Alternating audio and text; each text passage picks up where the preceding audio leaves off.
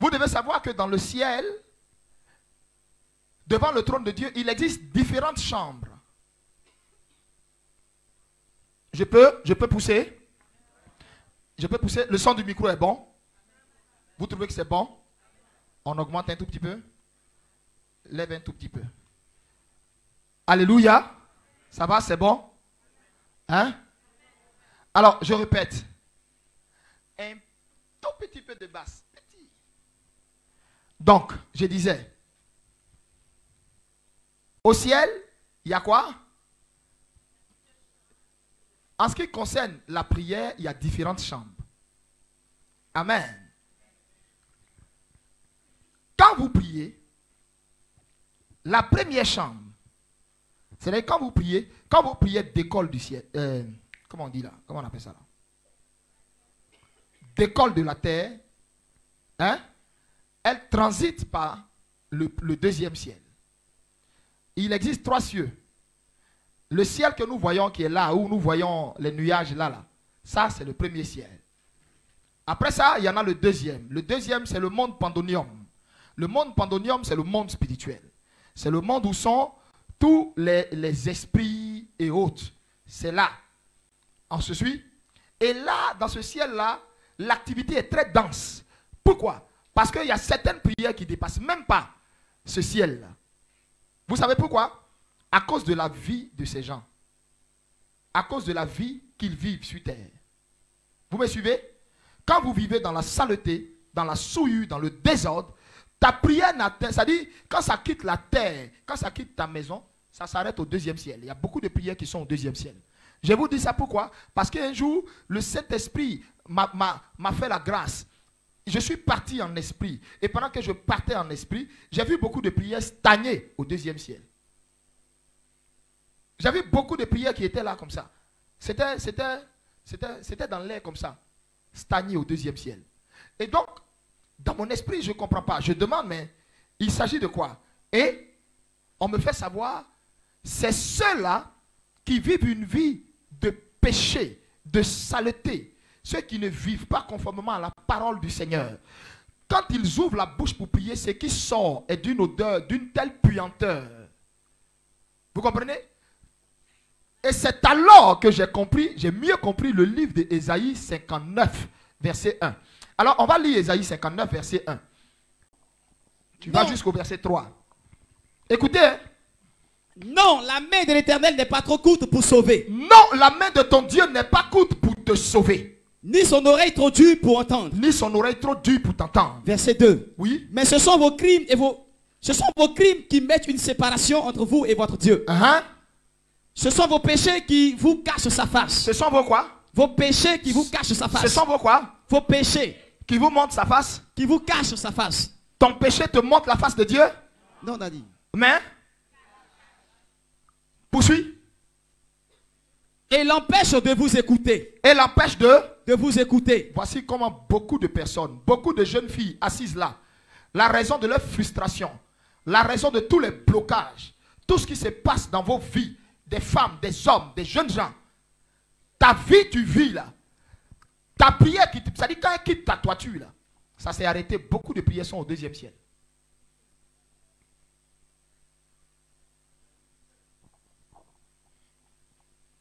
Par la suite, rassois-toi. Et le micro. Par la suite, suivez-moi. Quand quelqu'un maintenant vit une vie propre, vit une vie sanctifiée, vit une vie agréée, vit conformément à la parole de Dieu, quand lui il prie, le deuxième ciel dégage directement. Parce que vous savez ce qui se passe? Vous savez ce qui se passe? Ok. Sa prière devient, regardez bien, sa prière devient comme une boule de feu dont les paroles sont cachées dans le feu. Les paroles là sont dans le feu, donc ils ne voient pas les paroles qui accompagnent la prière. Et ça sort telle une boule de feu, ça perce le monde pandonium. Et quand ça perce le monde pandonium, ça entre dans le troisième ciel. Maintenant, quand ça va dans le troisième ciel, ce que vous ne savez pas, ça ne va pas directement aux oreilles de Dieu.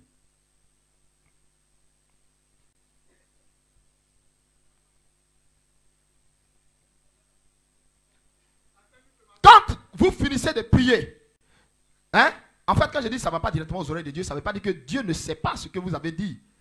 Dieu sait toutes choses. En réalité, en fait, c'est peut-être, je ne sais pas si je vais dire une erreur de langage, mais n'allez pas mal interpréter pour dire, l'homme de Dieu dit, quand on prie, ça ne va pas aux oreilles de Dieu. Non. Toute prière arrive à Dieu. Vous me suivez? Mais, comme lui-même il est ordonné, comme l'ordre vient de lui, comme tout ce qui est respectable et propre vient de lui, il y a un fonctionnement. Cela veut dire quoi? Quand tu pries, quand ta prière entre au ciel, avant même que tu n'ouvres la bouche, il savait ce que tu allais demander. On se comprend? Quand ta prière répond à tous les critères, qu'est-ce qui se passe?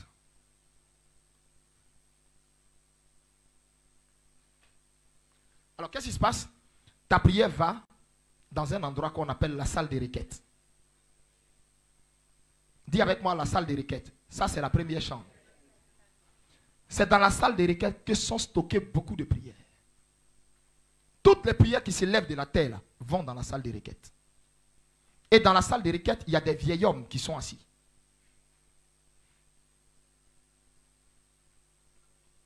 Il y a des vieils hommes qui sont assis. Vous savez, un jour, oh je bénis Dieu, un jour mon épouse a eu une expérience merveilleuse. Et l'expérience qu'elle a eue là m'a permis de comprendre ce que je suis en train de vous dire aujourd'hui là. Ce que je suis en train de vous dire aujourd'hui là. Je l'avais déjà dit à certains de mes pasteurs une fois, on était allé à l'île Boulay. Et je parlais de ça, je ne sais pas si vous vous souvenez. J'avais déjà dit ça. Et ma femme n'était pas là. Et, oh my God, je bénis Dieu pour sa vie. Mais une femme de révélation. Et, alors que cette femme, elle était enceinte, elle avait une douleur atroce. Elle sentait un mal terrible. Ma femme n'était pas heureuse pendant sa grossesse. Parce qu'elle était hyper, mais elle avait été violemment attaquée. Et un jour, dans son désarroi, elle a répandu ses larmes devant Dieu. Pour dire à Dieu, ça va. Ça va. Elle ne comprend pas tout ce qui se passe dans son corps. Elle n'arrive pas à expliquer ça. Automatiquement, regardez ce qui va se faire. Pendant qu'elle était en train de prier et puis elle pleurait, ma femme automatiquement est ravie en esprit. Elle est ravie en esprit. C'est-à-dire qu'elle quitte son corps physique et puis paf, ma femme se retrouve au ciel. Elle arrive au ciel, elle voit il y a un long rang. Et devant le rang, elle voit il y a une table. Et il y a des vieils hommes, il y a des vieils hommes qui étaient assis. Je ne sais plus au nombre de 2 ou 3 qui étaient assis. Et devant eux, il y avait beaucoup de dossiers. Et tous ceux qui étaient assis là, étaient ceux qui étaient venus, c'est-à-dire tous ceux qui étaient en file, étaient en train de ils étaient venus se plaindre, apporter leur sujet de prière qui jusque-là n'avait pas encore été exaucé. Et ma femme était au bout. Et elle disait, mais le rang est long. Moi, je vais dépasser le rang là pour aller jusqu'à devant le trône. Et elle voyait le Seigneur qui était assis sur le trône là-bas, une lumière glorieuse. Elle voulait quitter la file là pour partir jusque devant le trône. Et donc, comme elle faisait assez de bruit, l'un des vieillards, des vieillards dans le ciel, vient et puis lui dit, oui, madame, qu'est-ce qui se passe? Elle dit, non, je souffre dans mon corps. Je veux interroger le Seigneur, que Dieu me guérisse par rapport à ça. Alors, qu'est-ce qui va se passer? Le vieil homme lui dit, tranquillise-toi. En fait, le mal que tu sens dans ton corps là, c'est un petit garçon. Tu es enceinte. Tu es enceinte. Elle avait des douleurs inexplicables. Elle ne savait même pas qu'elle était enceinte, en fait. Que c'est un petit garçon. Tu es enceinte. Donc c'est comme ça, ma femme revient dans son corps et on a la commission du ciel qu'elle est enceinte.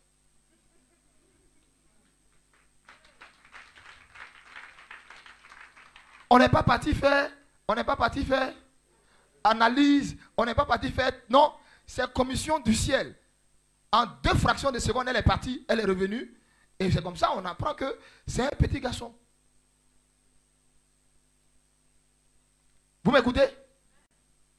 Et donc, elle demandait, mais est-ce les gens qui sont là, ceux qui sont, on dit, ici là, c'est la salle de requête. C'est la salle de requête et de prière.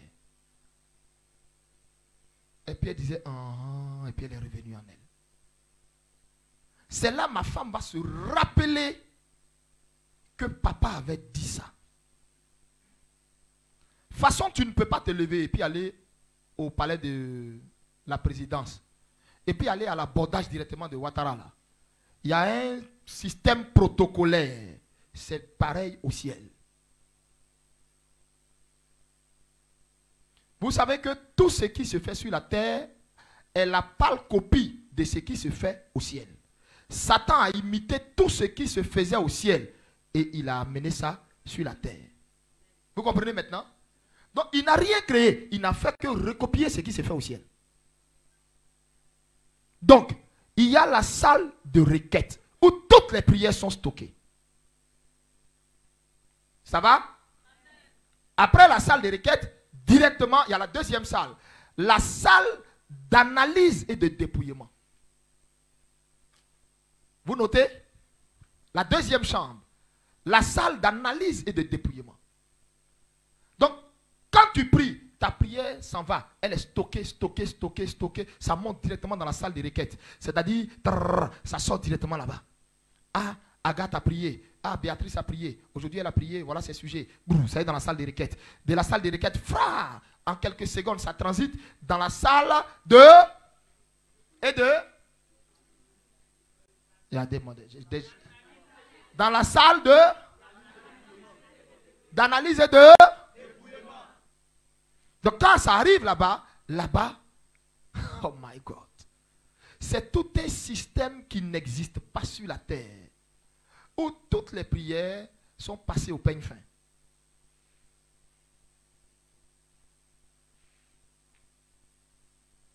Je te parle? Je te parle? Où toutes les prières sont passées au peigne fin. Les prières orgueilleuses. C'est-à-dire, dans la prière là, parce qu'il ne faut pas savoir aller pour aller embrouiller Dieu. On est d'accord? Donc, avant que ça n'arrive à lui, là, il y a des gens, eux, c'est leur domaine. Tout ce qui est rempli d'orgueil. Pourquoi est-ce que tu veux te marier? C'est pour montrer au quartier? C'est par rapport à quoi? C'est pour prouver quoi? Tu comprends? Donc, voilà pourquoi, lis le livre de Jacques, chapitre 4, verset 1. C'est là-bas que vous allez voir le verset qui parle indirectement de la salle d'analyse et de dépouillement. Lis Jacques 4, verset 1. Tu vas jusqu'au verset 2. Jacques chapitre 4, verset 1 à 2. Oui. D'où viennent les luttes et d'où viennent les querelles? Oui. Parmi vous. N'est-ce pas de vos passions qui combattent dans vos membres? N'est-ce pas de votre convoitise? Oui. Vous convoitez et vous ne possédez pas. Vous êtes meurtri et envieux. Oui. Et vous ne pouvez pas obtenir. Vous avez des querelles et des luttes. Et vous ne possédez pas. Parce que vous ne demandez pas. Verset 3. Oui. Vous demandez et vous ne recevez pas. Oui. Parce que vous demandez mal. Oui. Dans le but de satisfaire vos passions. Amen. Amen. Vous demandez mal dans le but de satisfaire vos passions. Et il y a un autre passage dans le livre de 1 Jean qui dit ceci. Si nous demandons quelque chose conformément à sa volonté, il nous exaucera. Je vous parle? Je vous parle? Tu comprends ce matin? Si nous demandons conformément à ça, non, ça veut dire que ce n'est pas toutes les prières qu'il exauce tant que cette prière ne remplit pas les conditions de sa volonté. Ta voiture, tu veux là, c'est pourquoi? Tu as compris ce que je suis en train de te dire? Maison, tu veux là, c'est pourquoi? Travail, tu veux là, c'est pourquoi? On m'a trop insulté, je suis trop fatigué, je vais avoir ma propre maison. Si c'est dans ce cadre-là, tu veux la maison, tu vas voir, je t'explique aujourd'hui pourquoi tu poirotes, ça fait combien de mois pour attraper caution de la maison, tu ne gagnes pas. Pourquoi? Parce que dans ton cœur, c'est-à-dire, avoir une maison n'est pas mauvaise, mais l'intention qui accompagne ça, là, ce fait-là, est mauvais devant Dieu. Et donc ta prière est bloquée dans la salle de quoi? Validation, et du moins, de dépouillement et d'analyse. Dis à quelqu'un, ta prière n'est-elle pas encore dans la salle de dépouillement et d'analyse? Dis-lui, dis-lui, dis-lui.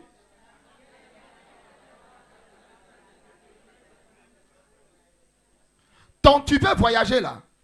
Pourquoi ça ne se débloque pas? Donc tu veux te marier là. Pourquoi ça ne se fait pas? Aujourd'hui, comprends. Est-ce que ta prière n'a pas été bloquée dans la salle de dépouillement et d'analyse? Où ils ont détecté dans ta prière de l'orgueil. Une intention autre que, comment on va dire ça? Autre que la volonté de Dieu. Un jour, le Seigneur m'a dit, je peux tout, demande-moi tout, je peux tout te donner. Mais le jour où tu me verras ne pas te donner, c'est que tu auras demandé quelque chose dans lequel j'aurais remarqué de l'orgueil, ou j'aurais remarqué quelque chose qui ne me glorifie pas. Sylvie, sois bénie. Vous comprenez? Je peux tout te donner. Mais si tu constates que tu as demandé un truc, et puis je suis déçu avec toi, 1 an, 2 ans, 3 ans, je ne t'ai pas donné, je ne suis pas un père aussi cruel. Mais c'est que dans ta prière, là, il y a quelque chose, il y a une intention dedans qui ne m'arrange pas. La motivation là ne m'arrange pas. Tu comprends maintenant? Dieu bénit qui ce matin? Qui comprend quelque chose? Parce qu'il y a beaucoup, ils sont assis là, ils ne comprennent rien. Si tu ne comprends rien, dis-moi, je vais t'expliquer. Qui ne comprend pas? Ça va? Qui ne comprend pas dedans là-bas? Ok. Donc, c'est ce que vos pasteurs, les hommes de Dieu, ceux qui sont appelés à encadrer les brebis, les fidèles, ceux qui veulent aller faire ministère, c'est ce que eux-mêmes d'abord ne comprennent même pas. Donc, ils ne savent pas comment te dire. Et toi, tu crois que depuis, il a prié pour toi, rien ne va. Non. Même quand le pasteur même prie sa prière, aussi respecte ce processus que je suis en train de te dire. Ça va d'abord dans la salle des requêtes, de la salle des requêtes dans la salle d'analyse et de dépouillement. Quelle est la motivation pour laquelle le pasteur prie par rapport à ce sujet? Tu croyais que quand Élie était en train de demander le feu, que le feu descende du ciel là, tu croyais que si Dieu n'avait pas vu sa gloire dedans, son intérêt dedans, tu crois qu'il allait faire descendre ça? Dieu n'est pas dans les prières que tu fais pour te faire plaisir là. Hein? Parce que tu veux voiture, il n'a qu'à te donner. Peut-être que tu es un homme, ton cœur est mauvais, il y a longtemps tu cherches à cogner un voisin. Tu as eu voiture là? Tu as le... Il y a longtemps, toi-même, tu voulais te fognon avant, tu voulais voiture pour aller faire ta prodada, te montrer au quartier. Et puis si voiture là, c'est Range Rover Evoque, ou bien même Range Rover Vela, là même le quartier est mort. Tu as tué le quartier. Même pour aller à la boutique, tu vas voir, il va prendre voiture là. Même s'il veut éternuer, il va aller se mettre dans la voiture. Et puis il ressort. Vous ne savez pas qu'il y a des gens, Dieu bénit, et puis la bénédiction là, vient prendre la place de Dieu dans son cœur. C'est pourquoi il existe la salle de dépouillement et d'analyse. Lève-toi, va dire à ton frère, écoute-le ce matin.